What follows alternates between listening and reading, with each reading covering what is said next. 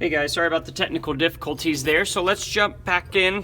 We are now on example B. So in case it cut out a little bit on the last one, we've got our final parentheses here of n plus 4 all to the squared or second exponent. So again, in example B, when we are doing these, we want to look at first and third term to see if we believe they are perfect squares. I see that 4x squared, that is because 4 can be divided into 2 times 2, and x squared obviously a perfect square, so this is 2x times 2x. My positive 9 I know is also a perfect square. We did an example like that earlier, but that means 3 times 3. So the real question is, if I divide negative 12 by 2, do I come up with two of the exact same things? I do, which is negative 6x and negative 6x.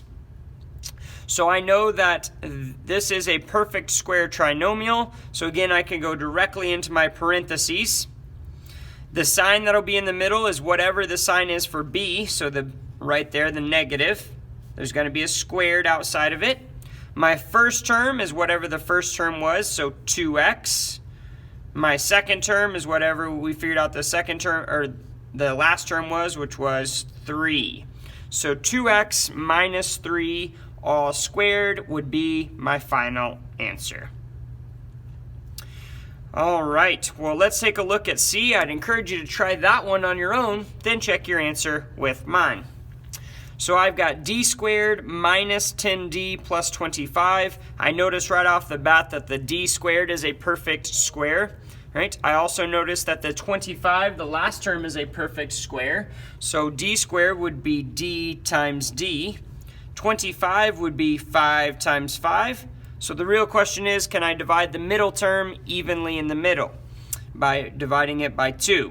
So negative 10 divided by 2 would be negative 5d minus 5d. So those are the same there, right? So that means that I can go into my parentheses. The sign in the middle is whatever the sign for b was, which is a negative. Put my squared outside. My first term, again, is whatever's up here, which was d. My second term is whatever's right here, which was 5. So d minus 5 all squared is my final answer.